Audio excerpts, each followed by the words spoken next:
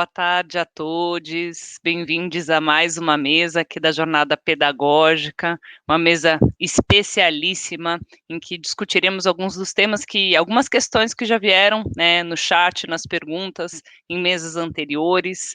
Vamos conversar sobre os suportes na literatura, na história da literatura infanto-juvenil, mediação e acessibilidade, com duas especialistas e convidadas mais que especiais, né?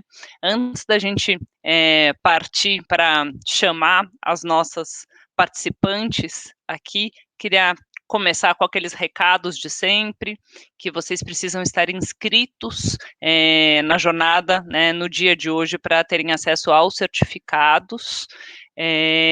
Queria contar também, esse é um aviso que eu ainda não dei, que a jornada está sendo coberta, né, de maneira jornalística pelo blog da Letrinhas, então logo menos já sobe a matéria que faz a cobertura do que foi o dia da jornada de ontem, né, e amanhã cedinho não sei, amanhã, a gente tem a cobertura do dia de hoje, né, tá aqui no banner o endereço do blog da Letrinhas, se você não segue, vale a pena seguir.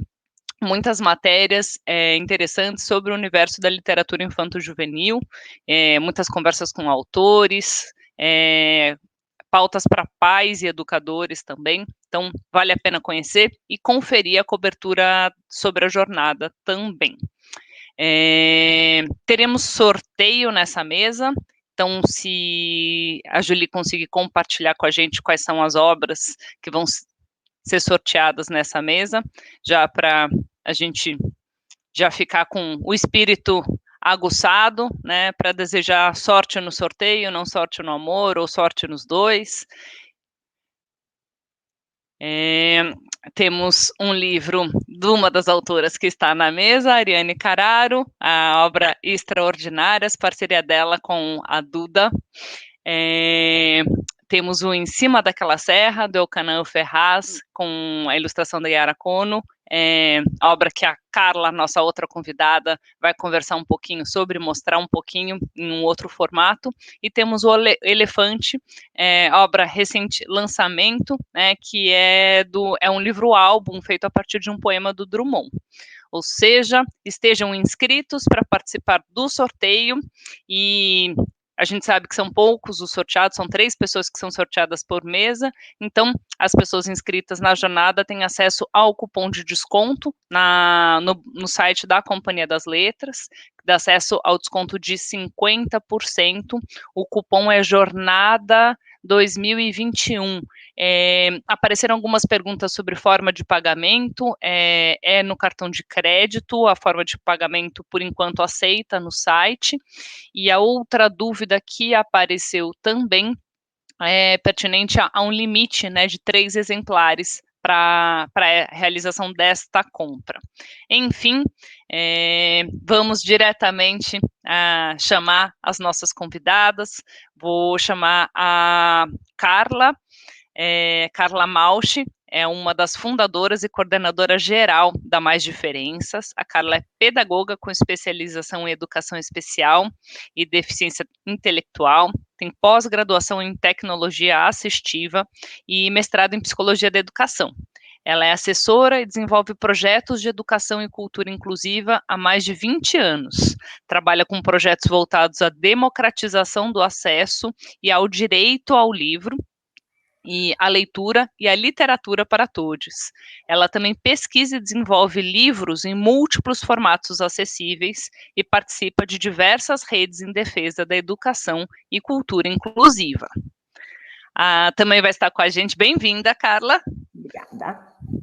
Também estará com a gente a Ariane Carraro, autora da casa, jornalista responsável pelo blog da Letrinhas. Então, já fiz seu merchan, viu, Ari? Falando da cobertura da jornada. A Ari é jornalista há mais de 20 anos, com foco no universo feminino, materno e infantil, especialmente em literatura infantil. Ela coordena o blog das Letrinhas, é consultora em marketing digital do Núcleo Infantil da Companhia das Letras, foi editora-chefe da revista Crescer e editora do Estadinho, entre outros. Tem pós-graduação com jornalismo literário, mestrado em estética e história da arte pelo MAC, com a pesquisa A Era do Tablet, os livros digitais infantis, e faz doutorado em estudos de gênero na Universidade de Lisboa. Ela é coautora dos livros Extraordinárias, Mulheres que Revolucionaram o Brasil, e Valentes, História de Pessoas Refugiadas no Brasil, ambos lançados pelo selo YA, né, do Grupo Companhia, que é o selo seguinte, e que realiza um evento gigantesco a partir de depois de amanhã, acho que é a Flip Hop. A gente tinha combinado, né, entre nós aqui nos bastidores, que a Ari vai começar falando, né, trazendo um pouquinho desse histórico dos suportes, né, da literatura infanto-juvenil, e em seguida a gente passa a palavra para a Carla, que vai também trazer um pouco o panorama, né, sobre acessibilidade e formatos de livros acessíveis. Então, a palavra está com você, Ari. Obrigada, Rafaela. Obrigada a todos que estão acompanhando a gente. Eu vou tentar ser breve, mas eu preparei uma apresentação longuíssima, então a gente vai correr um pouquinho para dar conta aí de uns 5.000 anos, mais ou menos, de história. Julie, se você puder já começar a transmissão. Essa pesquisa, ela é resultado, na verdade, do meu mestrado, concluído e defendido em 2014, sobre livros digitais infantis, tablet. Eu queria entender quem era aquele livro que estava sendo, que surgiu em 2010 e que trazia aí uma série de questões. Era um livro, não era? Como que era ler isso? O que era o suporte? O suporte faz o livro ou não? Enfim. Então, preparei uma apresentaçãozinha para vocês com relação a isso. Pode começar já.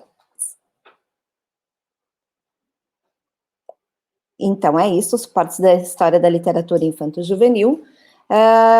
Na época, o tablet, ele era a grande novidade, né? Tinha só 4 anos quando eu defendi, e era uma grande curiosidade.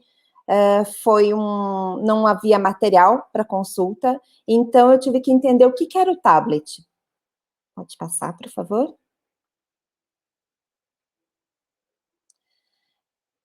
Tem um livro um livro do Lane Smith, que eu acho muito, muito bom, que esse diálogo, ele ilustra muito o que a gente vai falar, que é o burro e o macaco, o burro perguntando, o que é isso? O macaco responde, é um livro.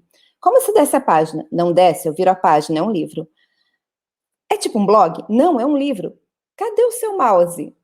Enfim, é um pouco das perguntas, talvez, que as crianças nos façam, né, imaginava-se naquela época que era uma pergunta que as crianças fariam daqui a um tempo, porque está tudo no mundo digital, e elas não teriam mais esse contato tão grande, imaginava-se naquela época, eu não estou falando de tanto tempo atrás, né, mas imaginava-se que poderia ter aí uma redução grande desse contato com o livro de papel, e a gente viu que não é bem assim, ainda bem, porque um suporte, a gente vai ver, não substitui o outro, um suporte, ele acrescenta ao outro, né, a leitura e a essa experiência do leitor. Pode passar, por favor? Então, a minha pesquisa, ela começa pensando no tablet, e essa palavra tabuleta, foi a minha avó que trouxe isso para mim, e a minha avó falou assim, quando eu mostrei o tablet para ela, ela falou, mas isso é o quê? É um tablet, vó? Ela olhou, e falou, tabuleta. E ela me contou que lá pelos anos 30, quando ela foi para a escola rural, ela aprendia, né, na verdade, numa espécie de tabuleta, que era a tabuleta dos pobres, era uma mini lousa de ardósia, conhecida exatamente como papel dos pobres, porque ela eles não tinham caderno, então esse era o caderno dela, e o atrito com uma pedra deixava ela branca, e depois apagava com uma esponja seca. Tanto que a França quis adotar o nome ardoise para os primeiros iPads. E a minha avó falou assim, você sabe que eu também tinha uma tabuleta na escola? Era uma tabuleta de pedra, pequena assim. A gente escrevia com outra pedra e depois apagava. Naquele tempo não tinha caderno, eu posso dizer que sou da idade das pedras das tabuletas, viu? Minha avó se chama Angélica Palmer.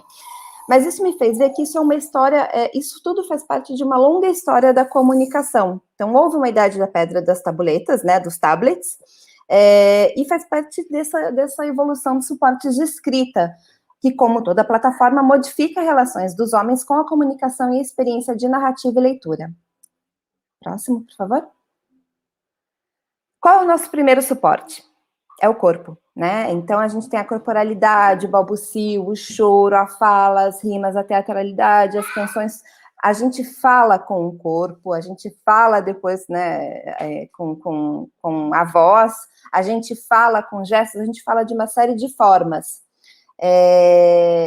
E a criança depois vai para outros suportes. Então, para ela, essa mudança de suporte, ela está muito clara, porque depois ela vai aprender na escola a lidar com outros suportes, mas antes da escola vai aprender a lidar com celulares, smartphones, tablets também, computadores, enfim, todo esse aparato tecnológico que a gente tem. Pode passar.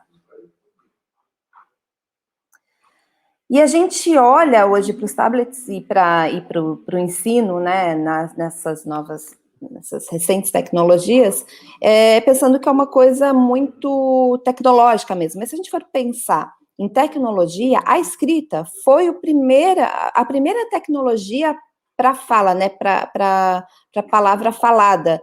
Então, ela trouxe aí, ela é um elemento artificial que traz suportes e ferramentas e equipamentos, estiletes, pincéis, ossos, pregos, bambus, suportes como barro, peles, madeira, papel.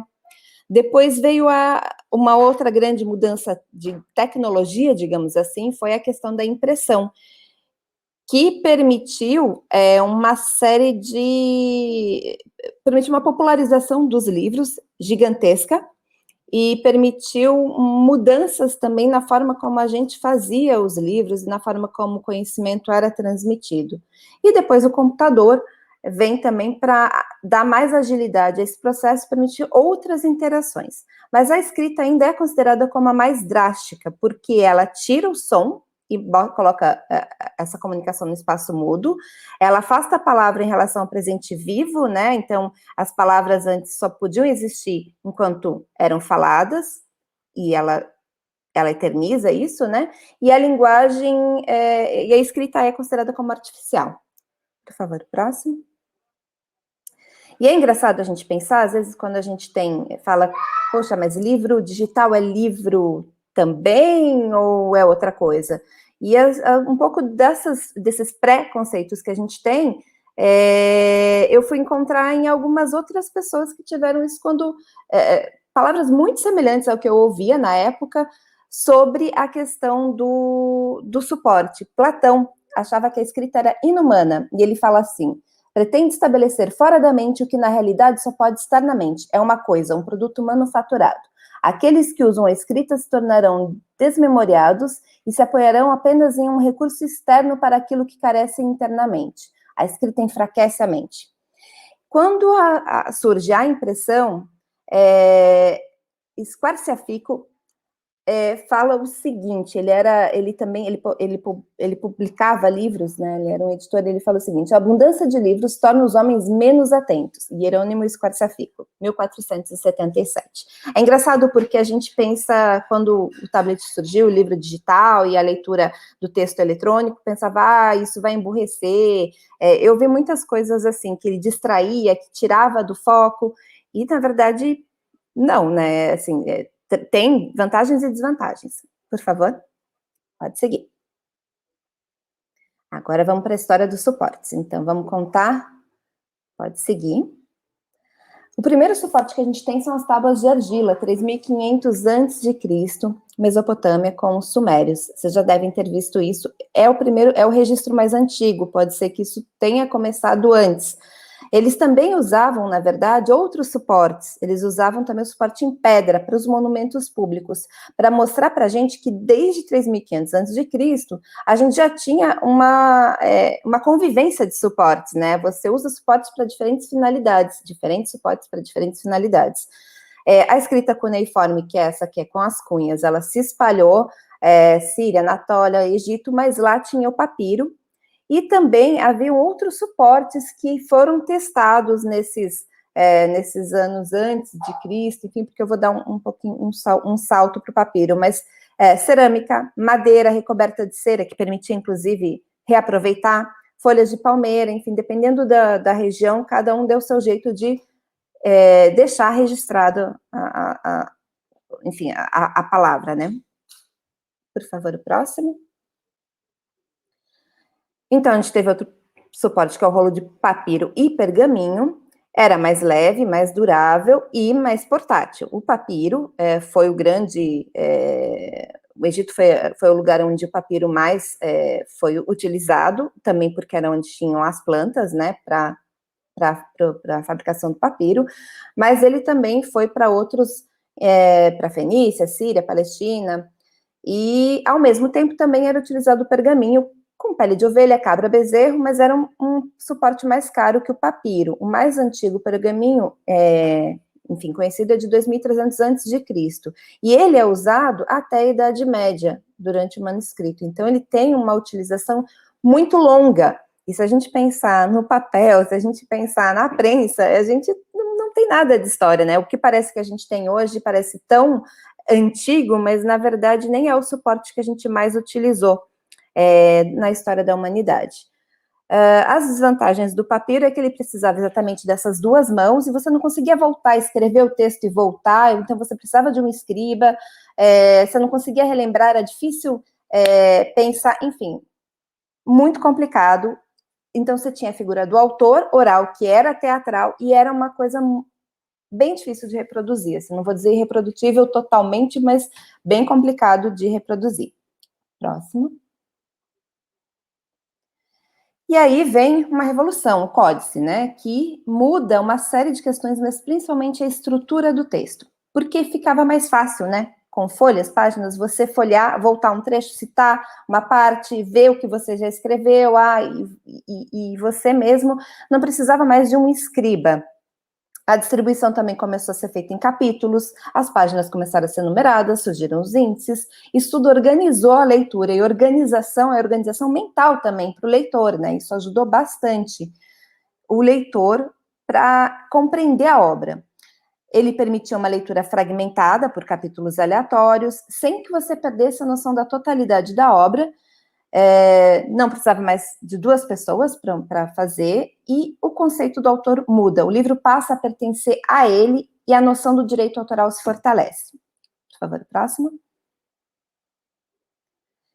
E aí você tem aqui, no século 4 e 5, a página, ela começa a ter outros elementos, né, dessa tecnologia do rolo de papiro para os códices, né, que você tem os livros, e depois você tem um aperfeiçoamento no século 12 e 13, mas o texto começa a existir só quando a página existe, não a frase ou a declaração.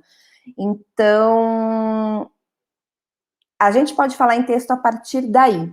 E esses elementos de organização que eu já falei, surgem outros, letra maiúscula e minúscula, mas que só foram usadas na mesma palavra na Idade Média, a partir do século V,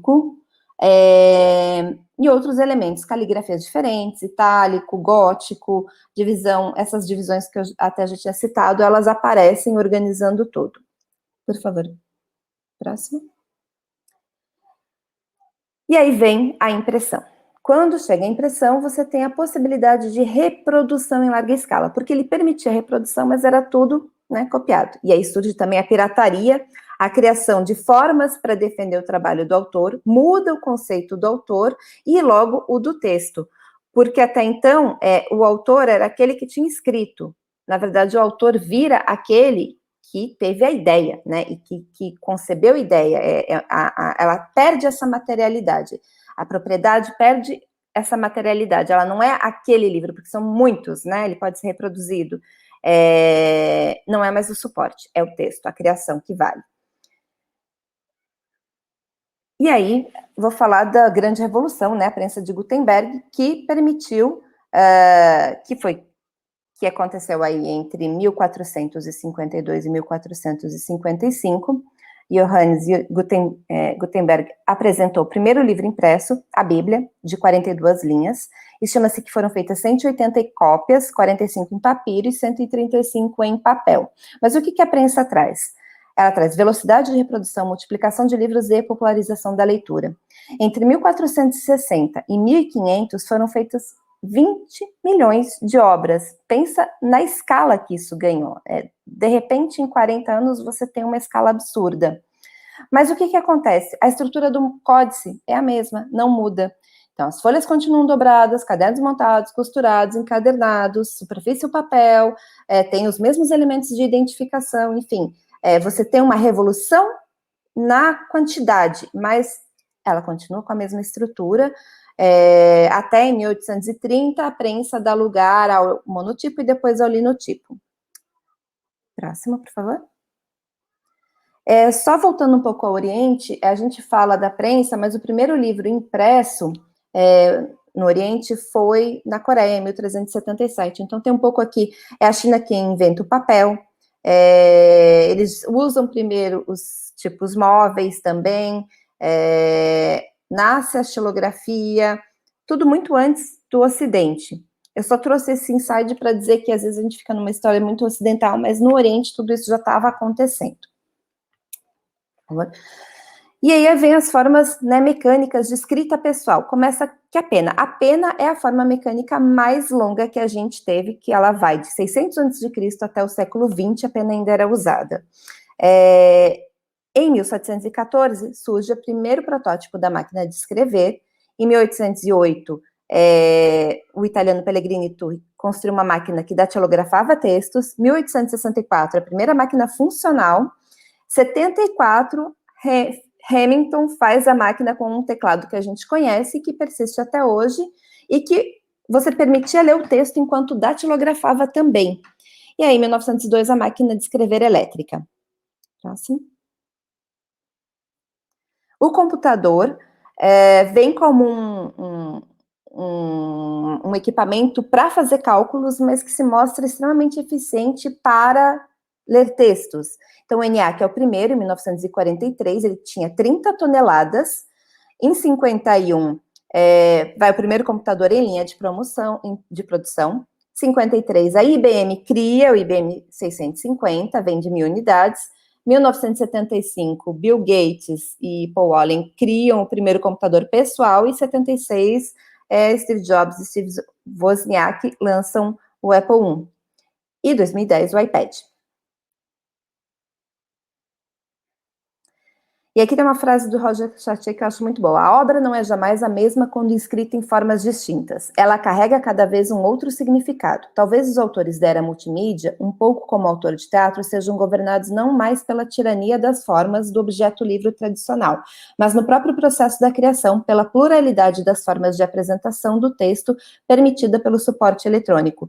E aí, eu coloquei esses emoticons porque o suporte eletrônico, ele traz uma outra forma de você também ver o texto, que é o texto com emoção, né? Você consegue passar esse tipo de emoção e uma série de outras mudanças que ele traz para a elaboração do texto. Próximo, por favor. E agora eu vou falar dos livros móveis. A gente fala muito de livro pop-up e eu adoro o livro pop-up, confesso que achava que era um livro mais brinquedo, uma coisa mais, né, o diferentão da literatura.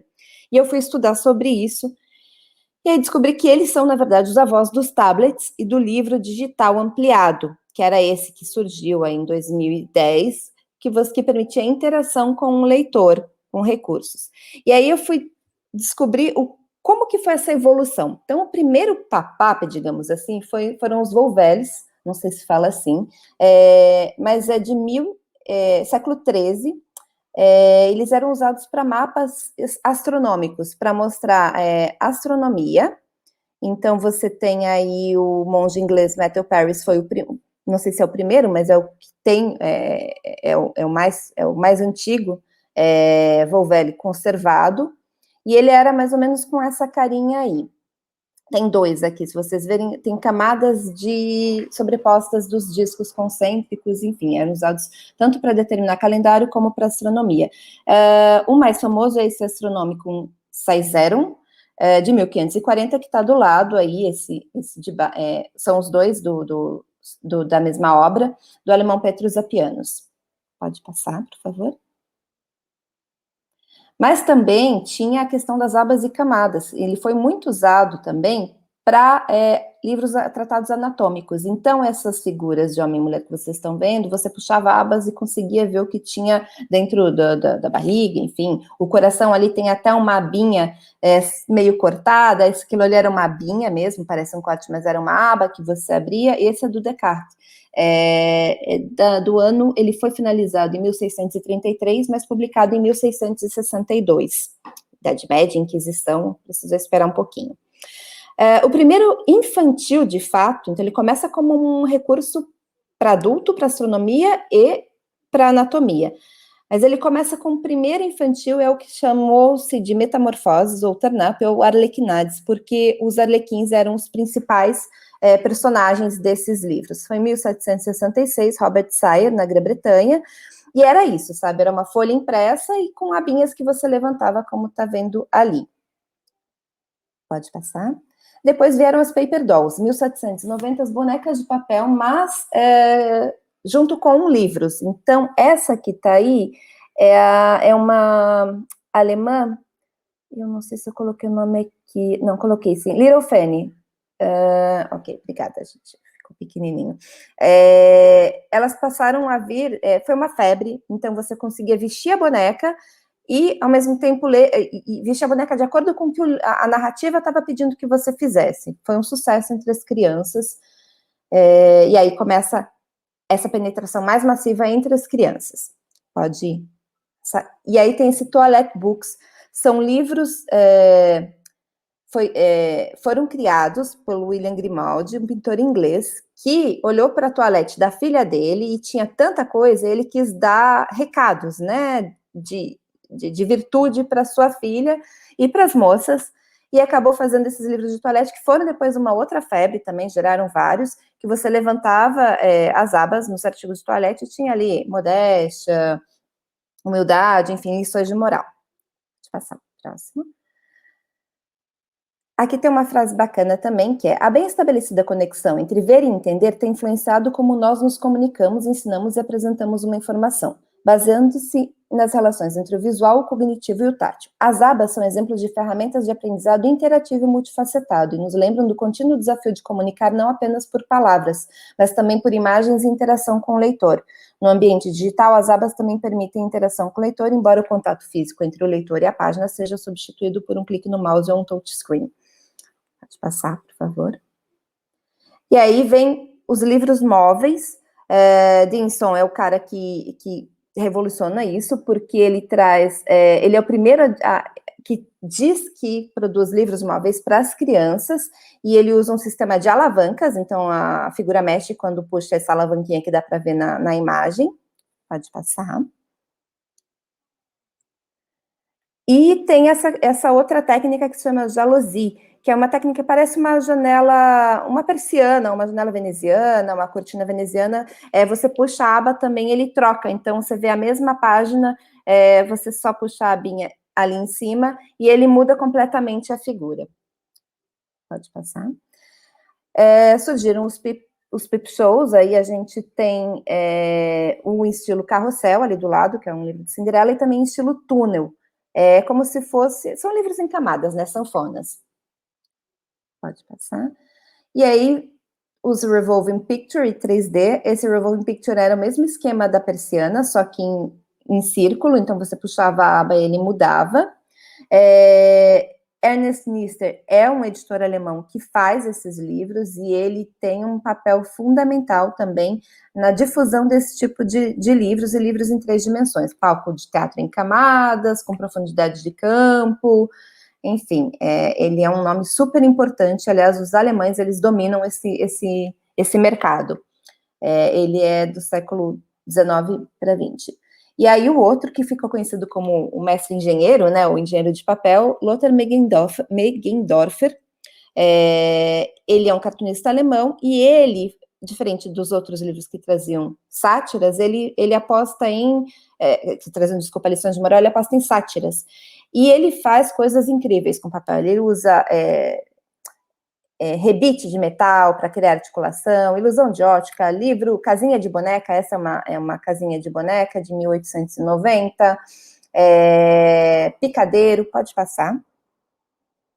Esse é o picadeiro que eu falei, e eu acho que na ilustração do lado dá para ver que tem uns rebites, são todas as articulações. Ele é assim, a maior referência nesse tipo de livro móvel. Pode passar, por favor? E aí nasce oficialmente o pop-up, que é aquele que não precisa de uma alavanca. Você abre a página e aquela coisa salta. Luiz Giraud é quem cria isso para o Daily Express. Ele criou um anuário e é apontado como o verdadeiro nascimento do pop-up. As imagens são tridimensionais, a animação é automática. Pode passar, por favor. E, na sequência, aí agora começa uma história bem americana, na verdade. A Blue Ribbon, ela adquire os direitos autorais, para usar o termo pop-up, e ela consegue muito sucesso fazendo personagens da Disney. Então, eles acabam usando isso, e nos anos 40 e 50 também continua dessa forma, personagens da Disney e contos de fadas.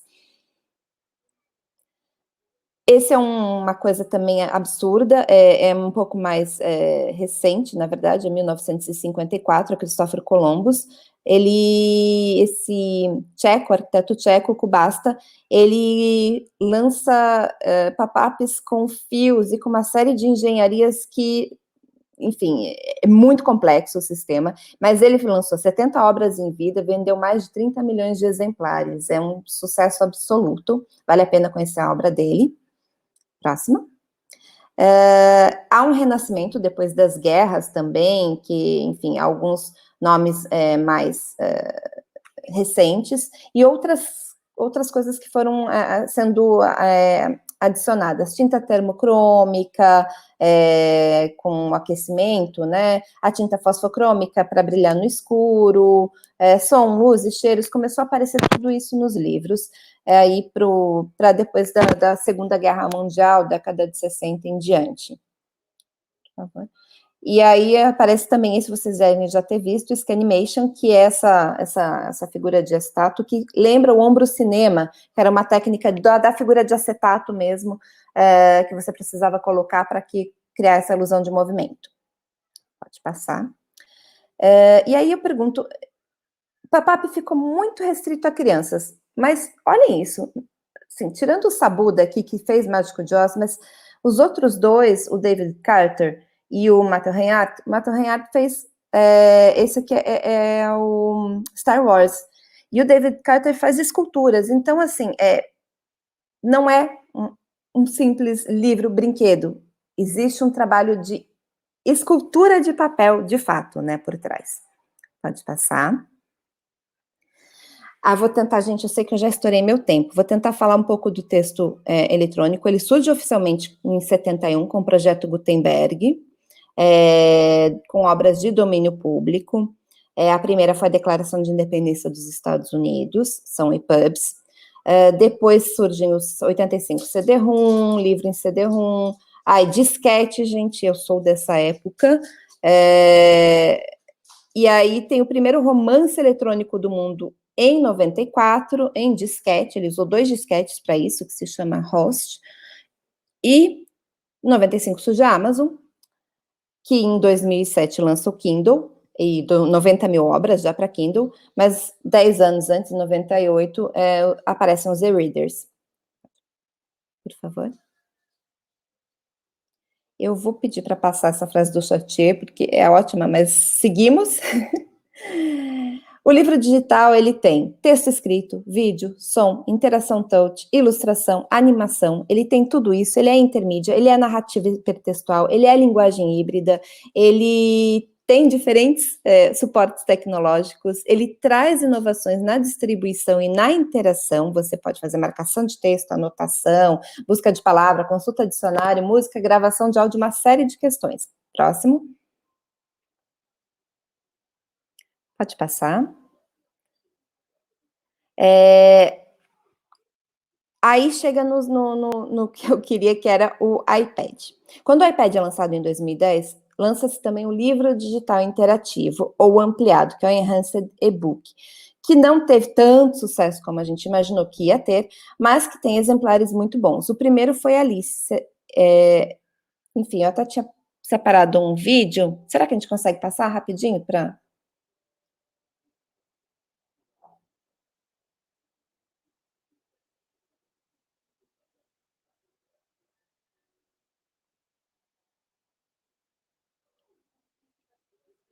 Acho que vamos agora.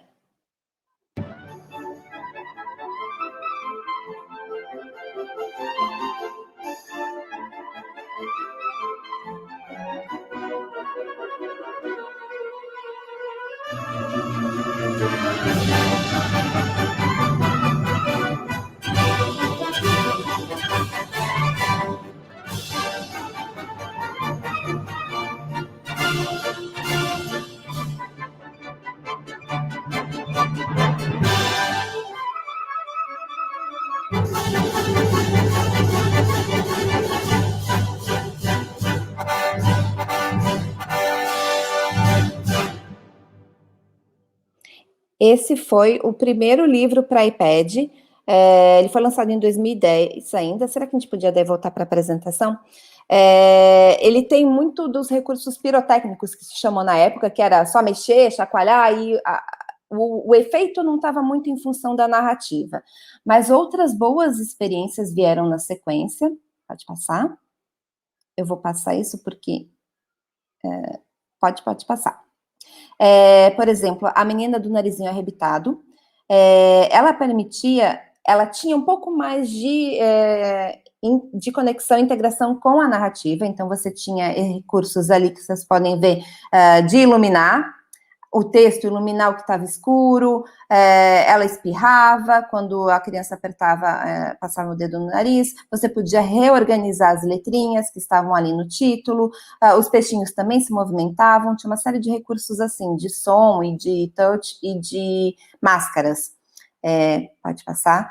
Quem Soltou o Pum, também foi um livro mais ou menos dessa época, eu não vou lembrar o ano agora, mas ele trazia recursos também de acender a luz para que você pudesse continuar a leitura, você arrastava o cachorro para tentar tirar ele da cama, fazia as patinhas na Dona Clotilde, ela ri, o cachorro podia ser levado de um lado para o outro e provocar a cena ali, continuava com o texto, você podia ter a narração também, você podia gravar a sua voz contando a história também, tinha essa possibilidade. Próximo. E aí tem um livro, Don't Have, que ele era como aquelas persianas, ele é dividido em 3, e você podia, aí sim, mudar não só a imagem, a cada imagem que você trocava, né, dessa divisão de 3, você trocava também o trecho do poema. Então era legal porque cada alteração na imagem tinha uma alteração no poema.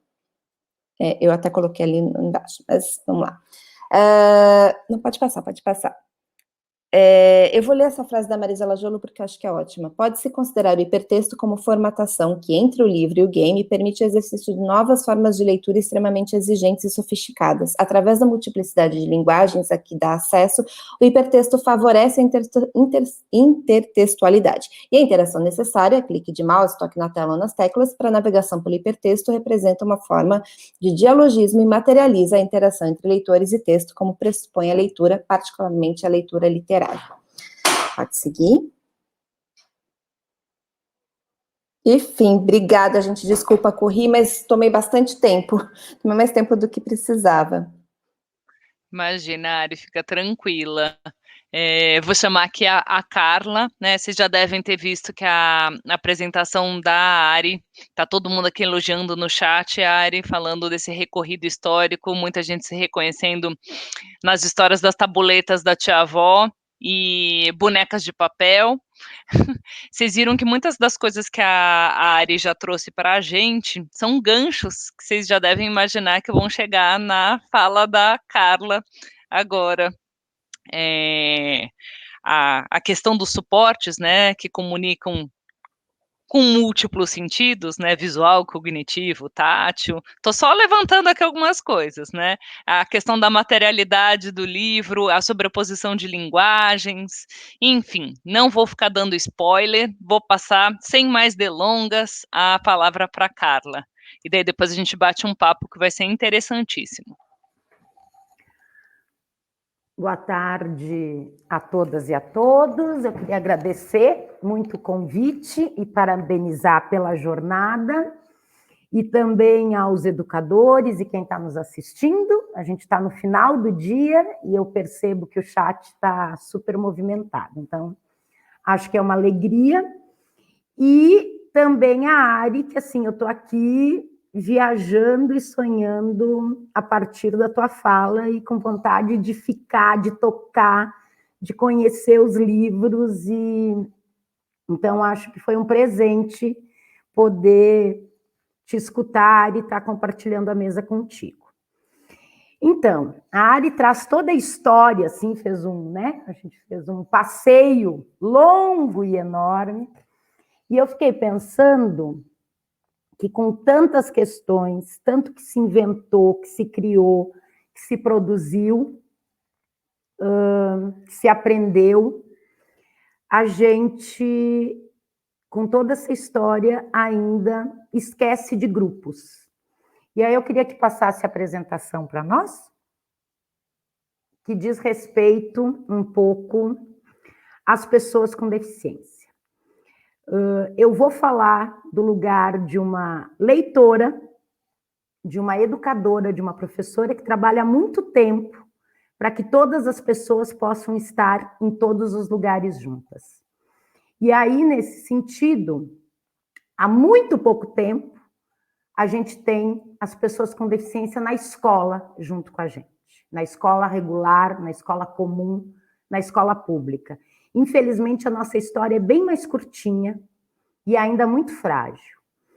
E a Mais Diferenças, que é a ONG onde eu trabalho, é uma ONG que trabalha com educação e cultura inclusiva. E quando a gente começou a trabalhar com as escolas, a pensar na política pública de educação inclusiva, além da gente garantir o acesso das crianças à escola, em que a gente avançou muito, a gente percebeu que tinha um caminho enorme, que era como que a gente garantia o acesso ao conhecimento, à literatura, à fabulação por todas as crianças. E essa história ainda é uma história muito nova, muito recente. E então a gente resolveu que a gente queria pensar em estratégias de como o livro, esse objeto que a gente não consegue imaginar viver sem ele, não o objeto em si, mas tudo que tem nele, o objeto também, a sua materialidade nos encanta, mas como que a gente ia garantir isso para crianças, adolescentes e adultos, onde nunca se pensou neles como leitores, e a questão do direito para esse público ainda também é muito recente. E aí, eu trouxe um Bartolomeu Campos de Queiroz para nos acompanhar aqui, que ler é cuidar-se rompendo com as grades do isolamento. Ler é evadir-se com o outro, sem, contudo, perder-se nas várias faces da palavra. Ler é encantar-se com as diferenças. Se ler é isso que o Bartolomeu nos traz, como que a gente aceita, em pleno 2021, ou em pleno século XX, que o livro está vetado, está interditado para um grupo muito grande de pessoas? Pode passar? E aí, para nós, a questão da literatura, da acessibilidade e da formação de leitores, ela está muito interconectada. Até porque a gente tem um desafio enorme, se nós formos pegar o PNLL, que os eixos do PNLL, todos ainda precisam ser construídos, inventados. A gente precisa democratizar o acesso. Como que a gente democratiza o acesso para leitores com características diferentes? Como que a gente transforma o livro em um livro acessível? Como que a questão do valor simbólico está presente e a gente acredita em todas as pessoas com o direito a acessar a leitura, a produzir literatura, a fabular, a simbolizar? Como que nós formamos leitores e como que nós garantimos o livro, né, a economia do livro, como que um livro desse, que pode ser para qualquer pessoa, está numa livraria, numa biblioteca, numa Bienal do Livro. Então, todas essas questões estão para a gente ainda construir. A gente pode dizer que é um terreno árido, ou a gente pode dizer que é um terreno muito propício para a gente inventar, para a gente ousar, para a gente se colocar nesse exercício, entendendo que literatura, acessibilidade, formação de leitores são direitos humanos fundamentais, não é nenhum favor que a gente está fazendo, não é nenhuma generosidade, e a gente está em dívida com um grupo enorme da população.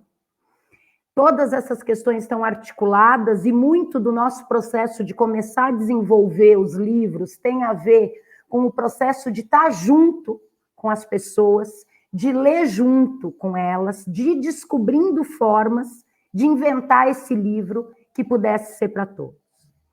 Para nós, todas essas questões têm a ver absolutamente com produção de sentidos.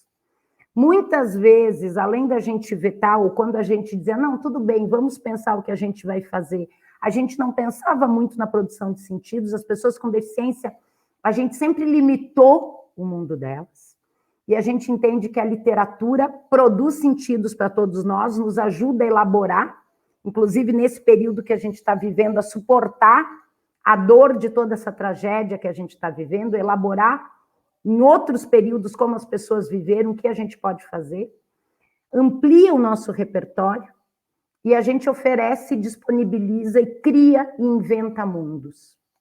No entanto, a gente também precisa subverter um pouco, compreender e assumir que existem diferentes formas de ler, de ver, de pensar, de falar, de sentir, de aprender, de ensinar, de escutar e de tocar o mundo. Se a gente continuar com uma lógica de que existe uma forma ou uma forma dominante, a gente não garantirá o livro, a literatura, a educação e a cultura para todos. E, acima de tudo, que o livro é um bem público, comum e disponível para todos, ou que deve ser.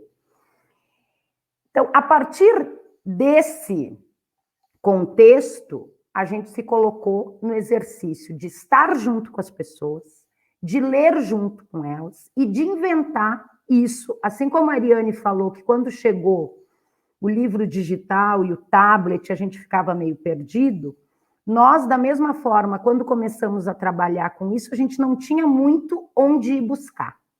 Então, a gente se colocou muito a estudar, registrar, pesquisar, errar, acertar, fazer de outras formas, que tem a ver muito com a escola e com formar leitor. A gente não tem nenhuma garantia de que a gente vai formar um leitor, mas nem por isso a gente desiste de formar um leitor.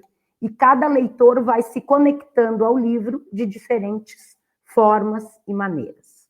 Então, a gente, enquanto um mediador, quer seja com os filhos, na escola, com o vizinho, com as crianças na biblioteca, enquanto mediador, a gente precisa pensar em como que a gente acolhe esse outro e como que a gente vai inventar essas formas. Pode passar?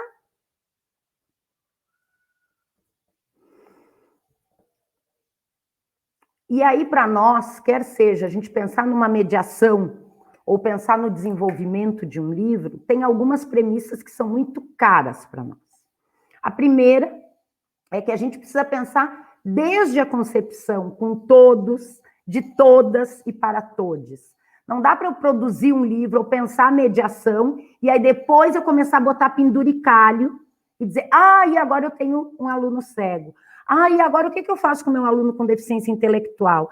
Eu tenho um aluno com autismo. E aí eu vou botando penduricalhos. Então, desde o início, se eu estou pensando uma mediação de leitura, ou se eu estou pensando que eu vou disponibilizar um livro, eu preciso pensar que eu tenho leitores diversos e que eu tenho possibilidades. E aí, a Ariane nos deu uma bela aula e ali tem muitos insights de como que a gente pode disponibilizar esse livro para todos. Para nós, os recursos de acessibilidade, a audiodescrição, a libras, a narração, a oralidade, a contar para o outro, os objetos táteis, a leitura fácil, que são recursos de acessibilidade, para nós eles são camadas tradutórias para acessar o texto, as histórias, a fabulação. A gente está falando de intertextualidade. Para nós também, o desenho universal, que é um conceito que vem da arquitetura, que é como que a gente pensa, pensando em arquitetura. Se eu tenho uma escada, essa escada não é todo mundo que acessa. Agora, se eu tenho uma rampa, e uma rampa que não seja íngreme, qualquer pessoa pode acessar. Então, partindo da premissa da rampa, a gente começou a pensar como que a gente tira as escadas para qualquer pessoa acessar o livro. Então, esse livro, na nossa imaginação, na nossa fabulação, porque a gente fabula muito para poder inventar isso, a gente tem que acreditar na capacidade de inventar, precisava e precisa ser para todos. E, nesse sentido, é fundamental que a gente explicite e valorize as diferenças. Quando eu tenho a descrição de uma imagem, eu vou descrever a imagem pensando numa criança cega, mas a descrição da imagem tem a ver com leitura de imagem, com letramento visual. As imagens que estão num livro não são um acessório. E muitas vezes a gente trata elas como acessório. Então, cada uma das diferenças e das camadas que eu vou produzindo, elas podem estar explicitadas para todos. E existem muitas formas da gente ler e múltiplas camadas narrativas em um livro. A gente tem que pensar na diversificação, na heterogeneidade e não adaptar. A gente ainda tem uma lógica de adaptar, porque a gente, no nosso processo de formação, a gente sempre excluiu muitas pessoas e criou modos mais normatizados. Quando eu me coloco no exercício de convidar a todos, de abrir a roda, e que a roda, por exemplo, da leitura, todos possam entrar, eu tenho que ampliar as minhas formas de pensar a leitura. E, portanto, eu também vou produzir recursos e materiais em múltiplos formatos, como a Ariane trouxe. Quando a gente começou a trabalhar em tudo isso, em que livros, como a gente faria esse livro, a gente dizia, meu Deus, a gente vai substituir o livro de papel? Não, a gente não vai. O livro de papel continua muito presente na nossa vida, mas a gente vai desdobrar ele em outros modos de acessar e de apresentar o livro. Pode passar? E aí, como a Ariane disse, a gente estuda muito, a gente está muito junto com as pessoas com deficiência, mas a gente também tem estudado outras pessoas que não pensaram na acessibilidade, mas que vão nos dando pistas, insights para a gente seguir na lógica do trabalho com um livro que seja para todos. E aí o Flusser é uma pessoa que tem nos inspirado muito. Ele é um tcheco que morou no Brasil e ele diz, o texto não tem destino, ele é um destino. Em outras palavras, o texto é pleno de significados. E essa completude é atingida por cada leitor de maneira própria. O texto será, então, tanto mais significativo, quanto maior for o número de modos de leitura. Eu acho que essa frase, essa citação do Flusser, nos convoca a pensar como a gente tem trabalhado com o livro e que formas a gente tem inventado para que esse livro possa chegar para todas as pessoas. O próximo?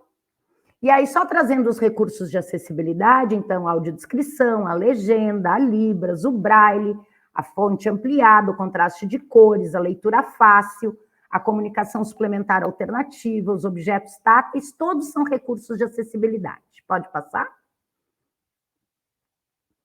E aí, os livros que existem em diferentes formatos acessíveis. A gente tem o audiolivro, o livro em áudio, que é mais conhecido. A gente tem o livro em braille, que é o precursor, se a gente for pegar a história do livro em formatos acessíveis. E a gente sabe que as pessoas com deficiência visual têm muito mais acesso ao livro do que pessoas com outras deficiências. Não têm ainda o acesso universal que deveriam ter, mas tem um trabalho já muito mais longo. E quando a gente começou a trabalhar nessa perspectiva do livro acessível, todo mundo pensava imediatamente nas pessoas com deficiência visual.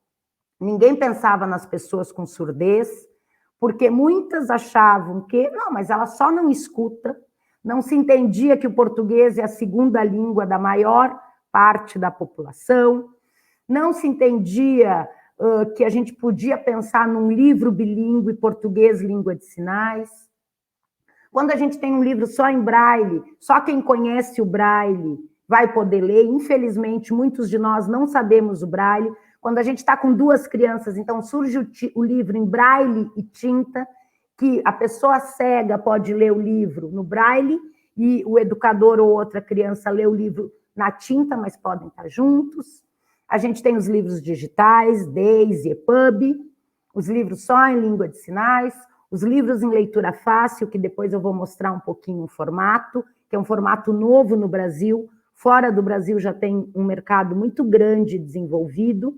Inicialmente eles foram pensados para as pessoas com deficiência intelectual, mas a gente tem pesquisado e trabalhado muito e produzido livros em leitura fácil, e para nós está muito claro que esse livro é para um público muito maior, ainda mais pensando na realidade do acesso e de quem lê no nosso país, os livros táteis, e aí a gente está produzindo o que a gente está chamando, porque a gente também vai inventando nomes, de um livro audiovisual em múltiplos formatos acessíveis. Pode passar? E o que é, então, esse livro em múltiplo formato acessível? É um livro que a gente desenvolveu, então, a partir dos princípios do desenho universal, onde todas as pessoas, independente da sua condição ou limitação, características, podem ter acesso à mesma obra. Então, reúne diferentes recursos de acessibilidade, estratégias didáticas, estéticas, tradutórias e semióticas, que a gente vai colocando essas camadas e pensando nesse livro. Esse livro que acolhe a todos, ele precisa ser um livro audiovisual, ele precisa sair do papel, ele precisa pular do papel. E ele tem uma questão que a Ariane falou lá do primeiro suporte, que tem a ver com o corpo, porque a língua de sinais é uma língua em movimento. Portanto, o nosso livro precisa ser um livro audiovisual para que a Libras esteja presente, enquanto uma língua que é a tradução da língua portuguesa, e que a gente já tem algumas experiências de livros que nascem primeiro em Libras, e o português será a segunda língua, será traduzido para o português, mas isso ainda é muito recente. Pode passar? Então, aqui eu trouxe para vocês a apresentação de um dos primeiros livros que a gente fez em leitura fácil, que existem diretrizes internacionais.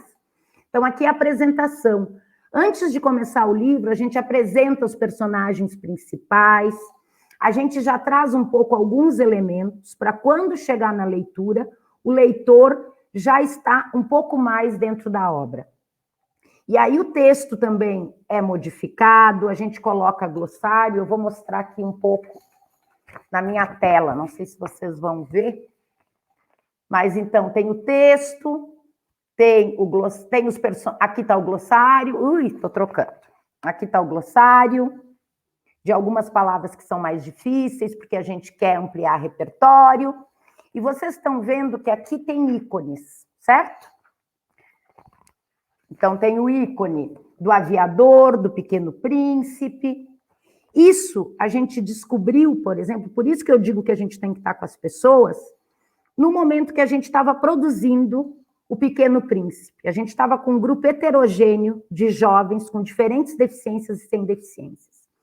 E a gente percebeu que os travessões, ou seja, os diálogos, eram muito complexos para eles conseguirem acompanhar.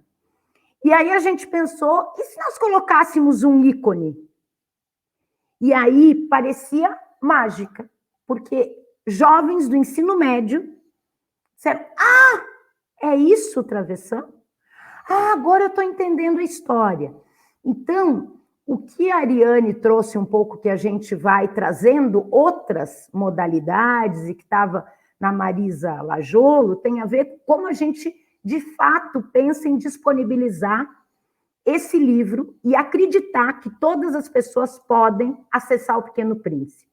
Eu posso gostar ou não gostar do Pequeno Príncipe, mas ele é um livro universal, no sentido de que ele foi traduzido provavelmente para quase todos os idiomas, ele está presente na nossa vida e as pessoas com deficiência não tinham acesso ao Pequeno Príncipe. Então, quando a gente começa a trabalhar em leitura fácil, é a gente abrir um leque enorme de possibilidades para um público que nunca ou dificilmente chega no livro do jeito que a gente tem desenvolvido e produzido, ou muitas vezes o que acontece, adultos ficam sempre tendo que ler, e aí eu estou dizendo tendo, eu não tenho nada contra o Patinho Feio ou qualquer livro infantil, porque é um texto que é mais fácil, que tem poucas imagens, que tem pouco texto, então é o livro que eles vão na biblioteca e eles ganham os Três Porquinhos, o Patinho Feio, só que eles já são adolescentes, eles são adultos, eles têm outros interesses, e a gente continua cerceando e limitando e não disponibilizando o mundo. Pode passar?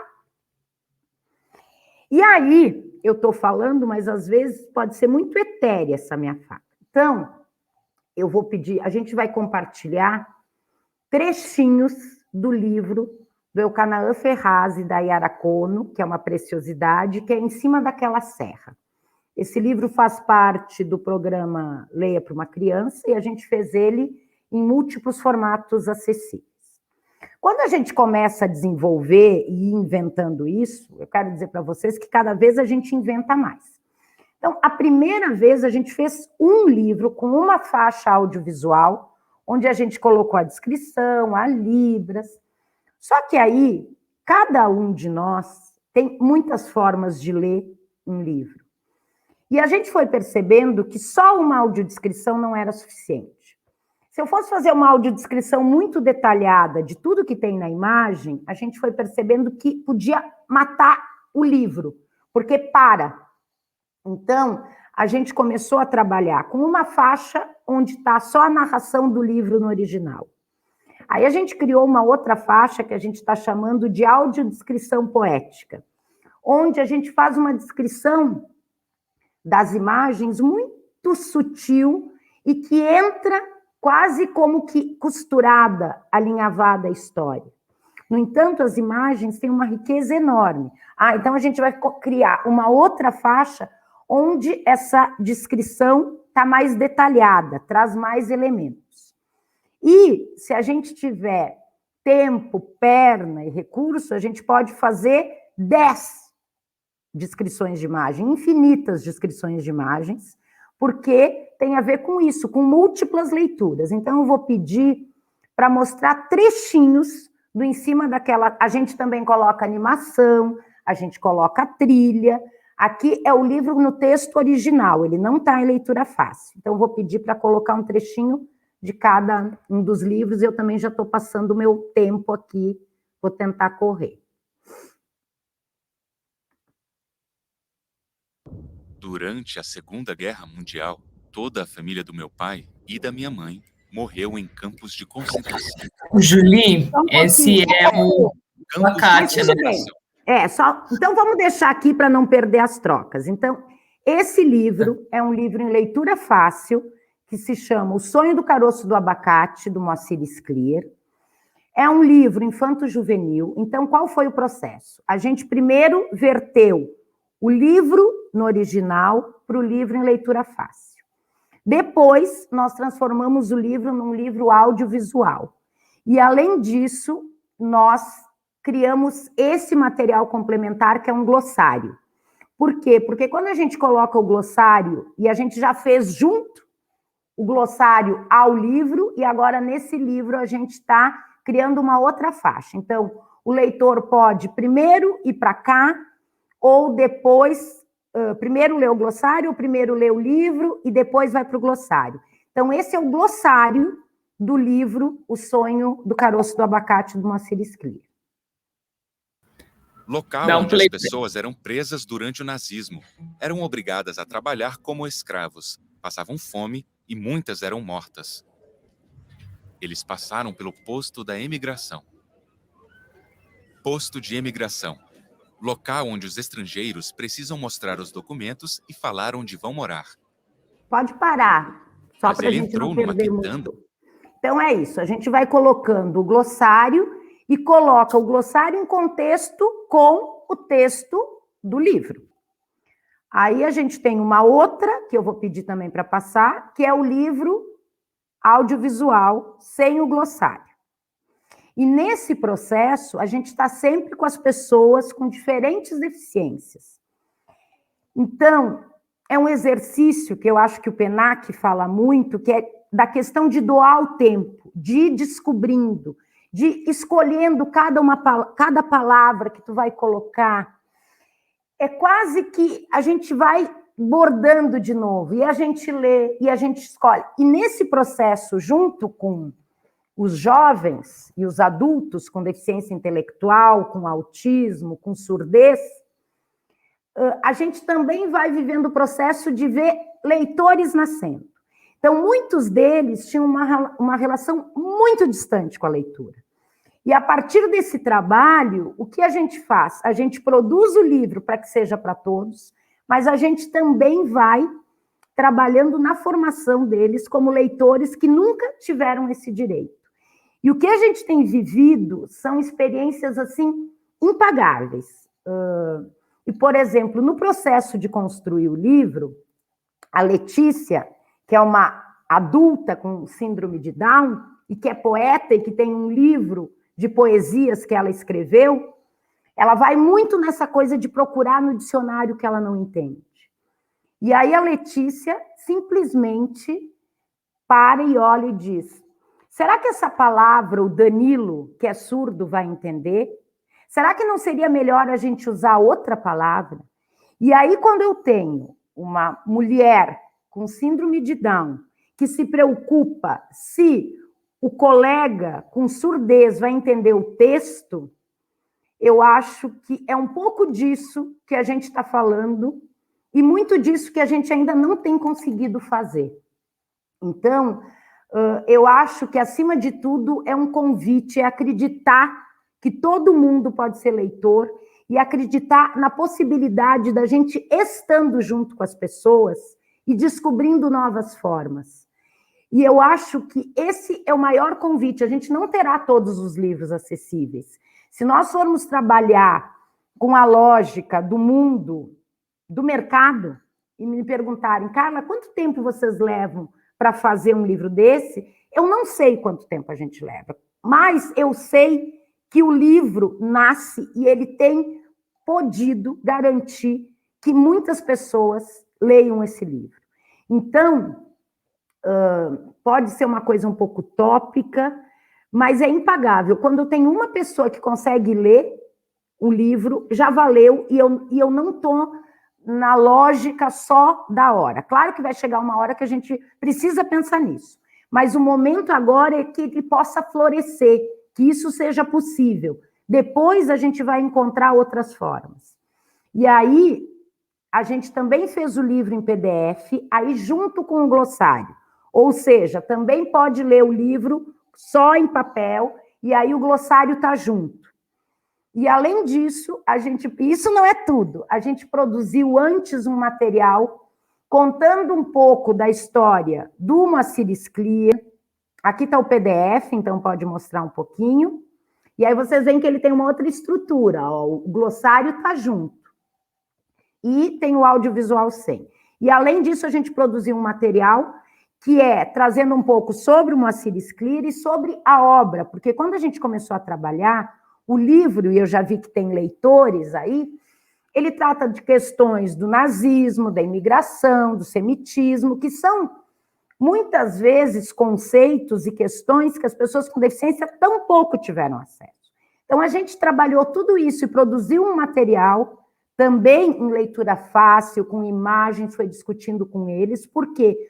Porque quando a gente entrou no livro, na leitura do livro, a gente não precisou ir parando para explicar tudo isso. A gente já estava com esse contexto, com esse ninho pronto para eles poderem chegar no livro e fazer a leitura do livro.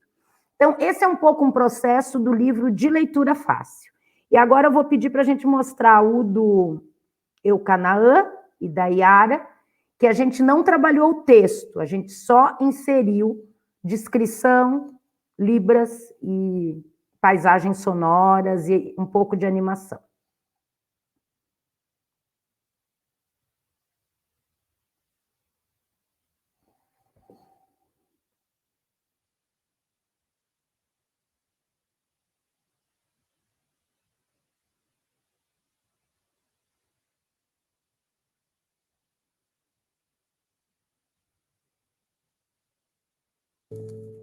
Em cima daquela serra passa boi, passa boiada.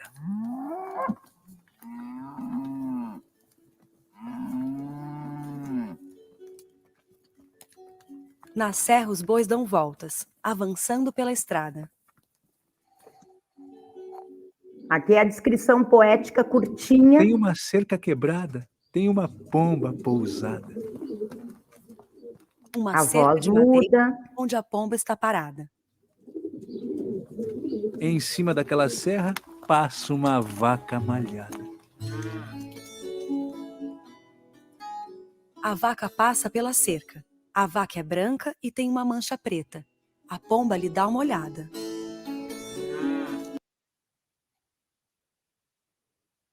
Então, essa é uma descrição mais curtinha.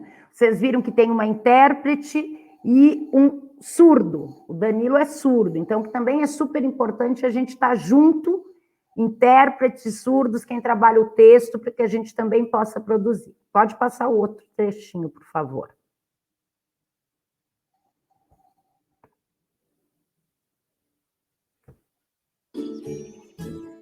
Em volta daquela serra tem cidade e tem estrada.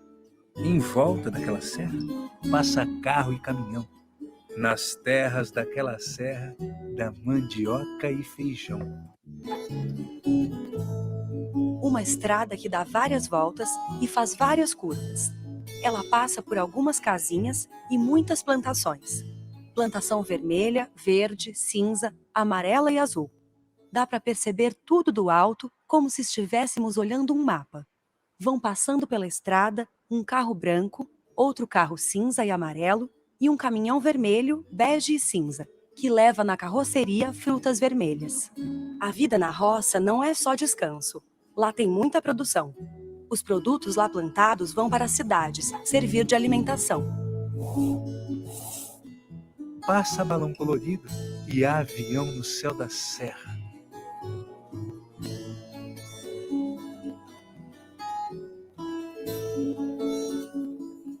O toco de uma serra com uma casinha amarela e cinza. Do telhado da casa sai uma fumacinha.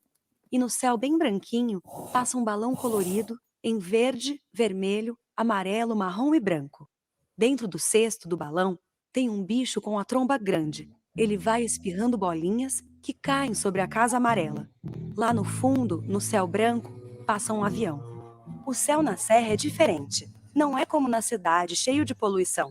Lá o céu é limpinho e podemos ver no alto avião e até balão. Obrigada. E tem um que é só a locução. Eu só vou pedir para colocar o último slide, que o meu tempo já estourou, só para colocar o link. Esses livros, a grande maioria dos livros que a Mais Diferenças tem feito, são livros que a gente tem parceria de projetos públicos ou de fundações privadas.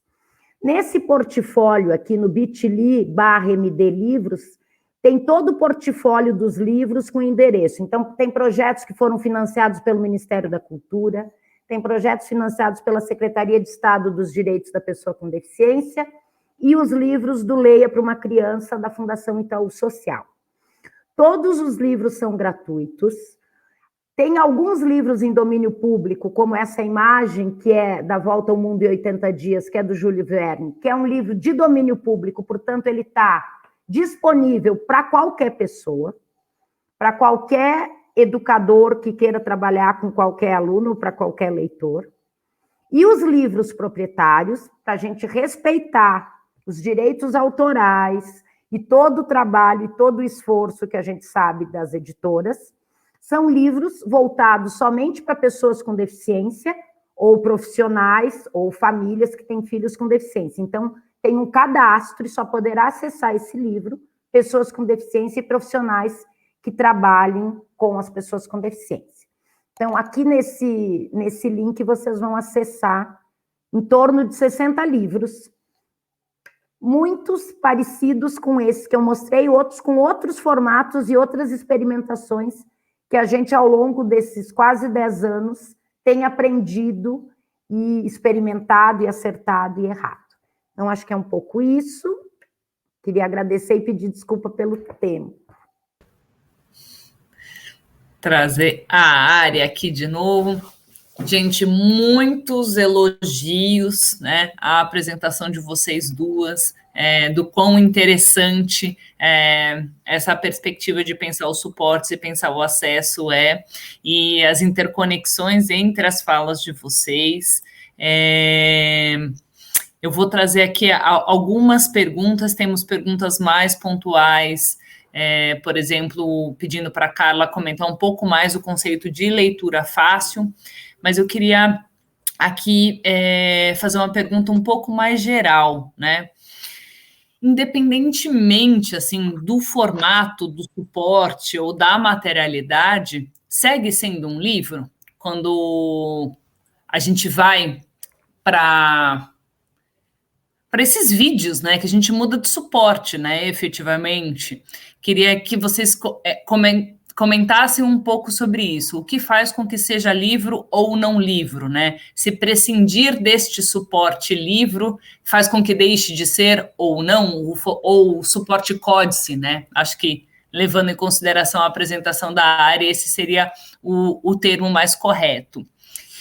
E aqui já pensando um pouco mais na Carla.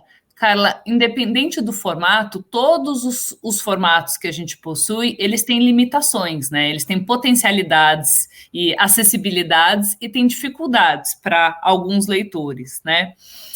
Qual que é a importância da mediação para transpor essas dificuldades ou esses limites que são trazidos pela materialidade, pelo suporte?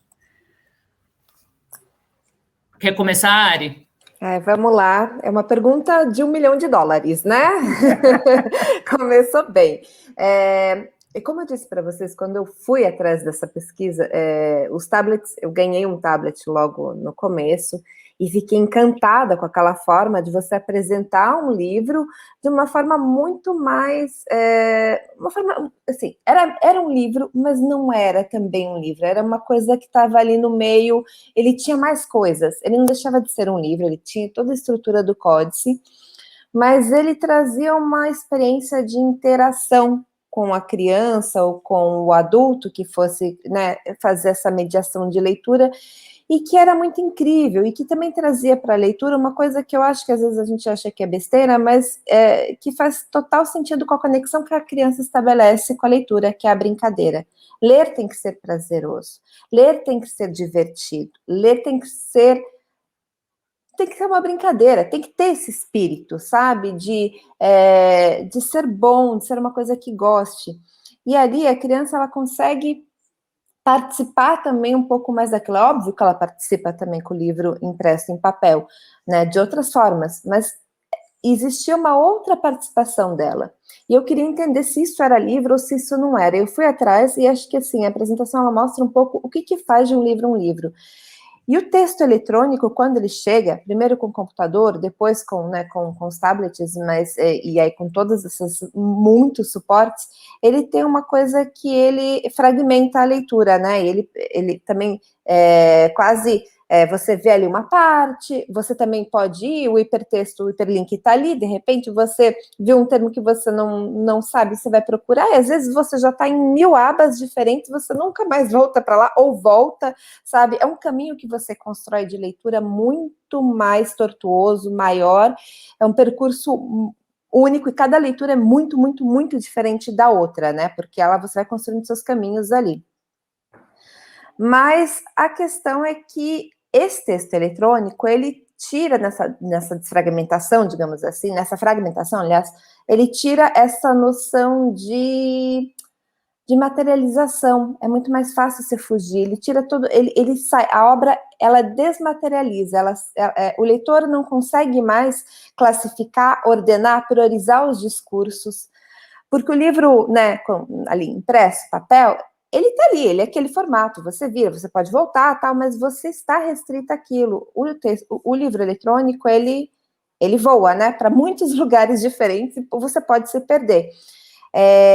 Eu acho que, sabendo que, então, que essa desmaterialização da obra, né, na verdade, o que é a obra, então? O que é a autoria, né, o que é o texto? Eu acho que o texto está ali, assim, a obra está ali atrás na questão da criação, enfim. não interessa o suporte que ela venha. Ela, na verdade, elas são livros diferentes. Eu acho que, assim, para mim, tudo é livro, tudo é história, na verdade, né? Eu acho que é essa palavra. E eu realmente, no fim das contas, fiquei pensando, mas por que a gente gosta tanto de classificar as coisas, né? E se tiver um nome diferente, que diferença isso vai fazer, né? No fim das contas. Mas, é assim, eu acho que é livro, acho que é história. Mais que livro, eu acho que é história, sabe? E é isso que importa. Ela tem uma mensagem, ela tem um propósito, ela tem uma construção por trás, ela tem referências, e ela tem não só palavra, né? Ela tem uma coisa que a gente não ensina muito e não aprende muito, que é a leitura visual, né? É tão difícil, a gente não é muito educado, eu não fui educada para leitura visual. Quando eu pego um livro-imagem, né, quer dizer, hoje não mais, mas no começo me debatia ali com aquilo, né? Essas narrativas que são por outros meios, que não só a palavra escrita. Eu acho que sim, é tudo história, no fim das contas. Eu não sei se a palavra é livro, eu acho que é livro. O livro digital, para mim, é livro. Ele traz todos esses elementos que fazem uma obra ser uma obra. E eu acho que bom que ele traga formas diferentes de se mostrar esse livro. E aí, quando você traz formas diferentes, você também traz formas diferentes de criar esse livro. Uma linguagem diferente, uma proposta diferente, é um pensamento de construção diferente também. E acho que cada um tem o seu suporte, né? Os suportes continuam, cada um tem sua importância. Mas, enfim, não sei se eu respondi ou não, eu acho que é livro, mas também não estou muito preocupada se o nome disso vai ser livro, não. É bom que a gente tenha acesso a isso, seja lá o nome que isso tenha, que são essas histórias, que são as obras. Respondeu sim. Vai lá, Carla. Eu também acho que é livro, mas não é o livro ou o nome, a gente está interessada que ele chegue, né? Acho que essa é a primeira questão. E para ele chegar, ele tem que mudar. Eu não consigo garantir que um livro que para mim seja muito importante chegue a todas as pessoas se ele continuar sendo de uma única forma. Então, eu acho que a gente tem um compromisso ético com o livro ou com as histórias, no sentido de entender que ele é fundamental, eu não consigo me imaginar sem livro, e, portanto, eu não consigo imaginar que nenhuma pessoa não tenha direito a ele. Portanto, eu acho que a gente subverte em amor ao livro e às pessoas. Essa é a primeira questão. A segunda questão, principalmente pensando nas pessoas com deficiência, que foi um pouco o que eu falei no início, eu entendo que a gente precisa pensar em muitas formas e estratégias. Não adianta para uma pessoa que tenha 30 anos e que por 30 anos a gente sempre disse de uma forma clara ou mais subjetiva que o livro não é para ela, que eu disponibilizo um livro e diz, agora está tudo resolvido. Isso não está nunca resolvido para quem tem todos os livros, ou não é uma garantia, para esse público muito menos ainda, porque por 30 anos a gente disse, não tem livro para ti, e não tem livro para ti nas diferentes dimensões, não tem livro na livraria, não tem livro na biblioteca. Quando os teus colegas estão lendo o livro, tu vai fazer a massinha, ou tu vai fazer um desenho, ou eu vou te dar um outro livro simplesinho, ou vou te dar um livro para pintar, ou vou dar um papelzinho, porque eu não acredito que aquele sujeito possa ler. Então, eu preciso fazer um esforço, um exercício de toda a dívida que eu tenho e de tudo que eu neguei. E a primeira questão é essa, é não desistir. Assim. A gente tem histórias de 5, 6 anos oferecendo o livro de muitas maneiras, indo a muitos lugares. Algumas pessoas dizendo, tu é insuportável, por que tu não deixa a criatura não ler? Eu digo, não, porque eu acho que quando ela descobrir a leitura, o mundo dela vai se abrir. Isso levou 6 anos, de um dia para o outro, nasce um leitor voraz. Agora, por quê? Não sei por quê, qual dos motivos, mas porque teve muito investimento. E aí, esses formatos que a gente vai fazendo, que eu fui mostrando várias camadas, tem a ver um pouco com isso, Rafa, com as limitações. e que um não sobrepõe o outro. Quando a gente cria o livro lá em PDF, quando a gente modifica o texto, a gente já mexeu. Quando a gente cria o livro em PDF, é para ter minimamente o papel e ter a coisa lá do glossário, que a gente observa que é importante, porque a gente não quer matar todas as palavras, a gente quer que eles possam ampliar o repertório. Aí, quando eu crio um documento anterior, um material escrito e audiovisual sobre o nazismo, o racismo, é para que tenha uma camada. É antes, durante, depois, é nunca? Não sei, mas está disponível. Quando eu faço livro audiovisual e coloco libras e narro, é porque talvez tenham pessoas que, mesmo com a leitura facilitada, não conseguirão ler de forma autônoma. Então, pode narrar. E aí vão sendo as composições que a gente vai fazendo, em diálogo com as proposições mediadoras que eu também preciso inventar. Então, acho que são muitos casamentos e que isso vai depender do leitor ou dos leitores que estiverem comigo, da minha sensibilidade e de como eu vou propondo essas múltiplas formas de ler. E eu não vou ter todos os livros acessíveis, mas eu tenho voz, eu posso narrar.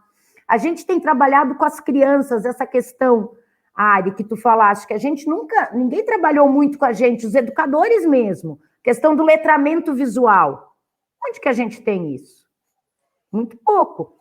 A gente tem trabalhado, quer seja com crianças ou com educadores, que passam o livro, passam. Quando tu escuta a audiodescrição, tu começa a dizer, nossa, eu não tinha visto que tem 3 gatinhos aqui no Léo e a Baleia. Então, tu joga a luz, tu coloca atenção, que é uma das grandes questões do contemporâneo. A gente está absolutamente desatento com muita coisa. Então, é uma forma. Mas quando eu trabalho com as crianças descrevendo, é outra descrição, e que muitas vezes é mágica, porque as crianças têm outra forma de ler o mundo, as imagens, diferente de nós, porque as crianças também têm uma inteireza muito maior, elas são, né, a questão do multimodal, elas não estão tão nas caixinhas. Então, com as crianças, a coisa da Libras, eu tenho alucinação por Libras, eu acho ela de uma potência enquanto língua, enquanto linguagem, que muitas vezes as crianças olham para Libras. E a Libras traz conceitos visuais, que às vezes são difíceis de a gente conseguir compreender no papel, ou no conceito mais abstrato. Então, acho que é um pouco isso, assim, não tem receita e tem aventuras, acho que aventuras sérias, compromissadas, responsáveis, mas acho que também essa coisa do erro, que a gente tanto fala que o processo de construção do conhecimento, o erro é fundante, a gente até suporta um pouco isso para as crianças, mas para nós adultos é muito difícil. Então é isso, a gente erra muito para poder chegar. Para a gente chegar num sinal, às vezes não tem, faz classificador, fala com um surdo, fala com outro. É um trabalho do coletivo e que no fazer, tu já está nesse processo de pensar que mediação será essa e o que faz sentido para cada um dos leitores. Eu não sei se algo que você disse que é super importante ficou muito explícito na sua fala, e mesmo quando você traz os livros nos múltiplos formatos acessíveis, é do quanto esses livros são efetivamente interessantes para todos, né? Não apenas para as crianças ou jovens ou adultos portadores de algum tipo de necessidade especial, né? É o momento em que você fala, quando você traz a tradução em Libras, e que as crianças entendem, crianças que não têm deficiência alguma, entendem muito melhor a linguagem do português em função do sinal da Libras, né? O quanto essa sobreposição de linguagens significativas faz com que o livro e a mensagem dele, né, a mensagem do autor, chegue, né, nos diferentes leitores, né? Eu acho isso muito, muito, muito interessante, né? E acho que traz um ponto de atenção de que a acessibilidade não é pensar para o outro, né? É pensar para todos, né? Do quanto interessa aos portadores de necessidades especiais, mas interessa aos não portadores de necessidades especiais, né? São ampliações de linguagem para todos que estão envolvidos no exercício da leitura, né? E aqui eu queria fazer uma pergunta para a Ari e para a Carla, mas vão ser perguntas separadas, a gente já está estourando o nosso tempo, mas, Ari, enquanto autora, sabendo, né, que os livros hoje em dia, no mínimo, virão livro impresso e pub, né, e sabendo que muitas vezes eles podem se tornar enhanced books, ou se tornar livros com sobreposição de linguagens, pensando em acessibilidade, muda a maneira como se compõe o livro? Ou, enquanto autor, a gente ainda tem um raciocínio de pensar o livro enquanto livro impresso? E para Carla, temos muitas possibilidades de tecnologias assistivas, né? E quando a gente não tem? Agora todo mundo já tem 60 livros, né? Já passou o link, todo mundo já tem 60 no mínimo, né? Mas, assim, em não tendo, que raciocínio a gente faz, tendo um livro impresso tradicional em mãos, para pensar em acessibilidade para os leitores? Com esses recursos limitados, como essa mediação pode ser mais acessível ou não? Vai lá, Ari, primeiro. Vou lá. Bom, enquanto autora, é realmente muito difícil você fugir, né, de uma educação toda baseada na palavra escrita. Enfim, eu tô com 42 anos, né, enfim, eu já tô, os recursos, né, o computador, eu fui ter acesso, por exemplo, na faculdade, e foi a primeira vez que eu tive acesso a um computador. Eu escrevia meus trabalhos super tecnológicos na máquina de escrever, né, enfim, com errorex e as coisas, né, sofrendo ali, tendo que pensar muito o que você escrever para não ficar aquele cheio de mancha branca, né, e jogando muita folha fora também. É muito difícil você fugir disso, mas por força do ofício, por também trabalhar com edição da palavra escrita há muito tempo, eu me obriguei a olhar até para a escrita de uma forma diferente, porque a gente tem aquela noção de que o texto é aquela, né, principalmente, enfim, o texto literário, aquele texto que corre, aquele texto fluido, quando no máximo separado por capítulos.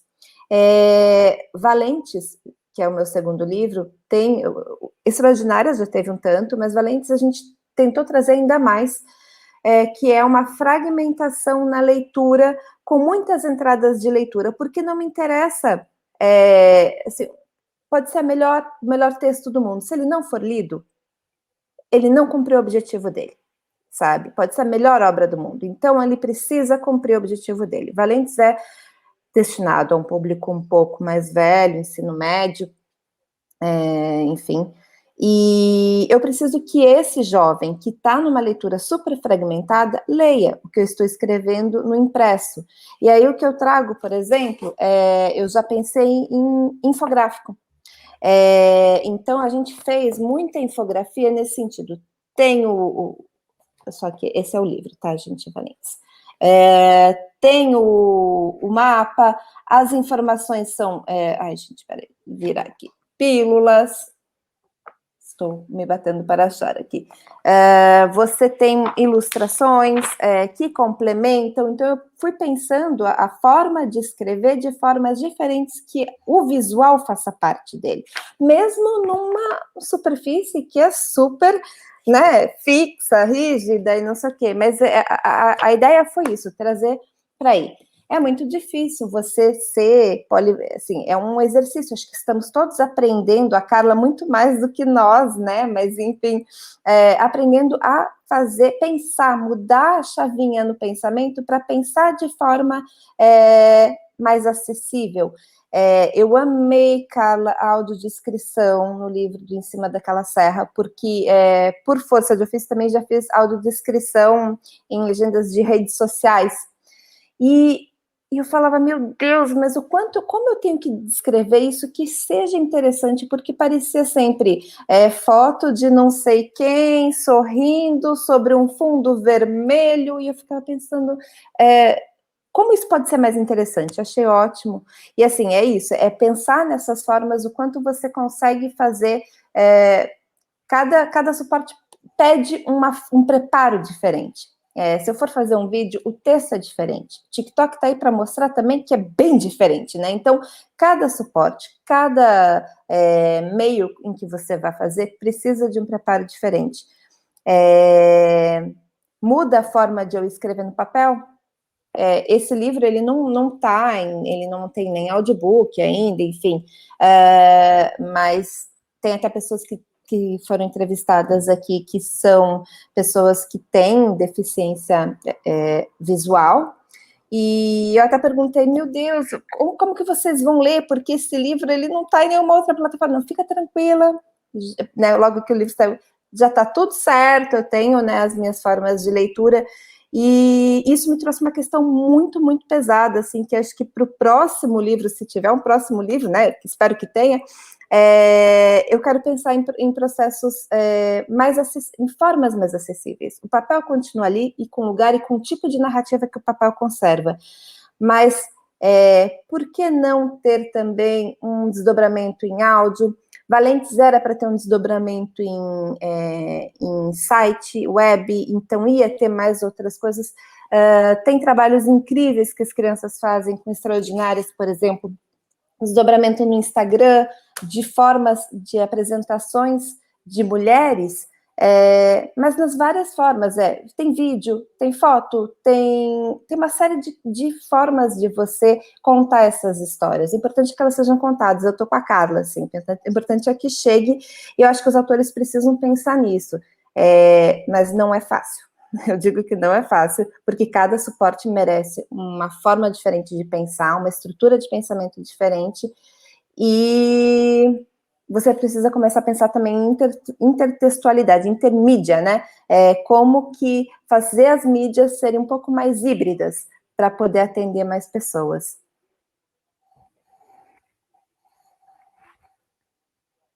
Pode ir, Carla. Bom, vamos lá. Rafa, eu viajo, assim, eu passeio nessa coisa do que é para todos, não é para todos. Para mim, tá óbvio que é para todos. Então, como eu trabalho há muito tempo com a perspectiva inclusiva, e para mim é um dos grandes presentes, porque é muito diferente eu estar só com um grupo de cegos, ou só estar com um grupo de surdos, ou só com um grupo, ou estar com todo mundo junto. Claro que é muito mais desafiador, mas para mim, quando eu penso numa prática pedagógica, num livro ou qualquer coisa, eu penso nisso. Eu sei que vai ter que se desdobrar, vai ter que extrapolar muitas formas. Esse já é o meu jeito de estar trabalhando, porque eu estou há 30 anos nisso, né? Ao mesmo tempo, e por isso que a gente trabalha nisso do desenho universal, por isso que a gente coloca lá tantas camadas, e ao mesmo tempo, quando a gente coloca um que só tem a narração e a Libras, é para manter o texto no original. Então, isso para mim está óbvio. Esse livro é para todas. E a gente tem trabalhado com todas as crianças, com adolescentes, por exemplo. A gente acabou de fazer o Aldeia Sagrada, que é um livro lá do Vagalume e que fala dos sertões, né, de Canudos. A gente, além das pessoas com deficiência, a gente trabalhou com uma senhora, uma idosa, com baixo letramento, que veio daquela região, e ela ficou muito emocionada de poder ler um livro, e um livro da onde ela vinha e do que ela conhecia. Então, eu acho que é essa a possibilidade e a capacidade da literatura quando a gente vai desdobrando. A gente ainda tem um grande desafio, que é isso. Muitos desses livros, por conta dos direitos autorais, e que a gente está junto, a gente não vai brigar editor-autor, mas eles ainda não podem ser acessados por todos. Então, a gente tem clareza que eles podem ser para todos, mas a gente ainda tem ações para descobrir e ver como que a gente vai possibilitar. Então, acho que essa é uma questão, mas para mim está claro e cada um vai ler essas múltiplas camadas, quer seja de forma individual ou muito no coletivo, muito a partir também do adulto e das pistas que cada um vai dando. Porque também essa coisa dessa nossa sociedade tão descartável e contemporânea, quando tu tem um livro desse, tu pode ficar um ano com o mesmo livro, porque primeiro tu escuta de um jeito, depois tu faz do outro, aí tu fecha os olhos, aí tu aprende. Então, essa coisa que às vezes a gente também quer, 60 livros é muito pouco, e eu quero que tenha milhares de livros, mas com 60 livros dá para fazer muita coisa.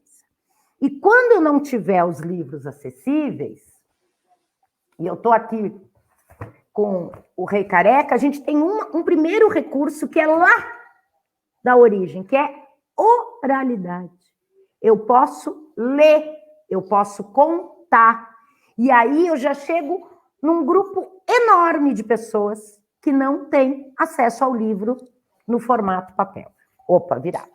Então, se eu leio para alguém, além de eu dar tempo, da proximidade, do afeto, a minha voz chega num número muito maior de pessoas. Aí, claro, eu tenho a Libras. A Libras, e aí é um convite, todo mundo a aprender Libras, procurar pessoas que saibam Libras, encontrar a comunidade surda. É uma língua que pode estar muito presente na nossa vida. A gente tem que deixar de ser monolíngue nesse país, né? A gente tem muitas línguas circulando aqui, e, infelizmente, essa é uma das grandes questões que a gente tem. Quando a gente for mais multilíngue, muito provavelmente a gente também vai ler, né? O Flusser, que eu sou encantada, diz, ele chegava à pilha de escrever 4 livros para o livro estar pronto. Escrevia em tcheco, em alemão, que era a primeira língua, depois ele escrevia em francês, que é a língua da filosofia, depois ele escrevia em inglês, depois em português, e aí o livro estava pronto. Em cada livro que ele retraduzia, ele reescrevia, e o pensamento muda. Então, olha quanta coisa a gente tem que fazer. Então, a Libras é um desafio, e aí a gente tem os objetos táteis, a gente tem outros elementos também para poder ir ajudando. Por exemplo, a gente está trabalhando com as crianças à distância. Antes eu levo um boneco, mas agora o que eu fiz? Eu fiz uma máscara do Léo e da Baleia. Por quê? Porque eu chego de outro jeito, em vez de chegar com uma máscara super asséptica e hospitalar, o Léo e a Baleia tinha gatos. Então, tudo pode mudar. E aí eu ainda faço mais palhaçada, porque eu me presto. Então, pronto. E aí, eu acho que é um pouco isso que a gente tem que ir inventando, gente. A literatura, o fabular, a criação, o encantamento é de todos nós. E se a gente abrir mão disso, para nós também, a gente abre mão de garantir para o outro. Então, eu acho que esse é um presente para nós todos. Assim. Acho que a gente tem que inventar, dar tempo e estar junto com as pessoas. Então, acho que é um pouco isso que vai nos levar a fazer o livro ir a todos. O Eucanaã, a gente mostrou o livro para o Eucanaã e para a Yara, porque alguns autores a gente consegue mostrar antes, porque a gente está interferindo na obra. E que é muito mais, assim, um alívio, né? Porque tu quase morre de estar mexendo na obra do outro. Mas o Eucanaã disse, nossa, eu achava que o meu livro já tinha túnel lá no Leia.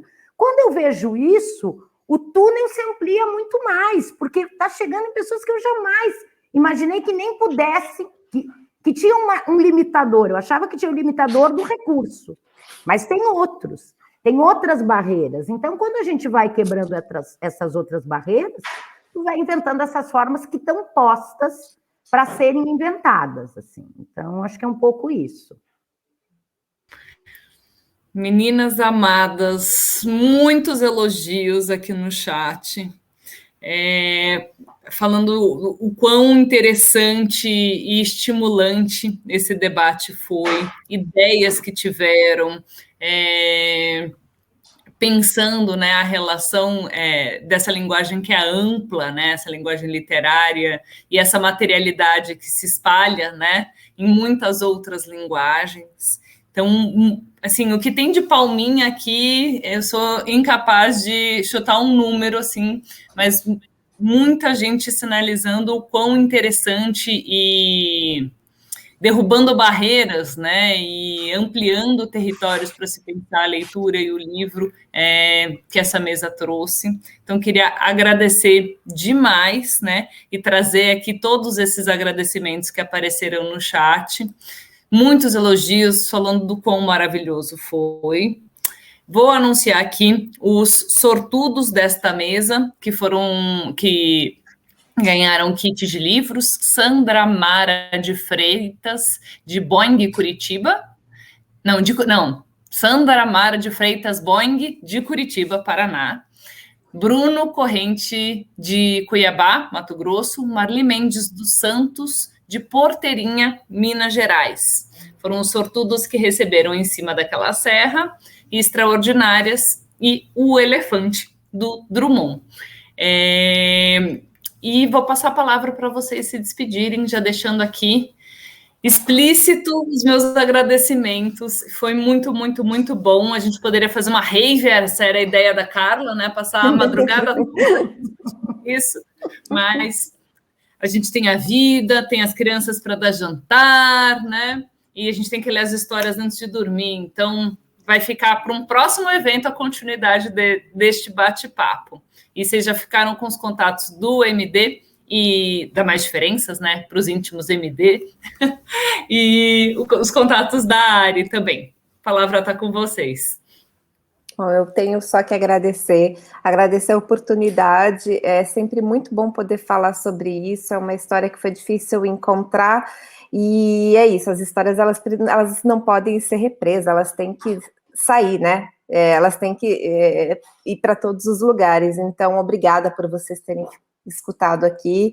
Eu estou aqui há 4 horas adiante de vocês, eu estou falando de Portugal, que é onde eu vivo atualmente, e hoje eu não vou ter história para contar, minha filha já dormiu, mas foi ótimo ficar com vocês. Carla, foi uma inspiração também ouvir você. Acho que são muitas reflexões que a gente para e pensa. Eu saio daqui sempre com mais dúvidas do que certezas, mas isso é tão bom, né? Porque a gente vai procurar no suporte que for, com quem for e como for, as respostas, e vão ser respostas de várias formas, e assim, é isso. A gente precisa diversificar os caminhos para encontrar as histórias, para encontrar as respostas e para pensar nisso tudo, como autor, como leitor, como mediador, que somos todos nós, né? Por mais que a gente às vezes não publique um livro no papel, eu tenho certeza que a gente conta as nossas próprias histórias, isso já tem a ver com a autoria, né? As histórias da vida da gente, da família da gente. Enfim, obrigada a todas, todos. Obrigada, Rafa. A jornada é uma oportunidade incrível. E, gente, vejam o blog da Letrinhas. Amanhã fica aqui meu convite. A gente faz com tanto amor. Tem matéria sobre acessibilidade. A Carla fala lá também. Enfim, fica o convite para vocês conhecerem, para interagirem, para darem ideias. Obrigada. Eu também queria agradecer muito, parabenizar pela jornada, tanto a companhia como todos os educadores e quem está aqui com a gente, os leitores. A Ari, que esteve aqui junto comigo e que também me fez pensar e aprender e ter outras ideias. E eu acho que é isso, que a gente possa seguir lendo, acreditando na leitura, não esquecendo que ela é direito. Hoje a gente estava mais, assim, digamos, leve, generoso, mas a gente tem que brigar para que seja direito de todos. É impossível que em 2021, com tanta tecnologia, as crianças com deficiência não tenham direito ao livro. Então, também que a gente invente formas de garantir o livro para todos, a história, e que em breve a gente possa ter mais livros de muitos formatos pelo mundo, para que todo mundo possa também ter autonomia de escolher o que quer e não o que a gente, a MD, está desenvolvendo e produzindo. Mas acho que tem muitas coisas por fazer e eu acho que isso que é o mais legal, assim. A gente não morre de tédio, porque tem muito desafio e coisas para inventar, e para mim isso é o sentido da vida também. Então, que cada um possa inventar formas de ler, que elas não são limitadas. Muito obrigada, gente. Amanhã estamos de volta com um dia dedicado aos anos finais do ensino fundamental e ensino médio. Não percam, encontro vocês amanhã às 10. Boa noite, bom descanso.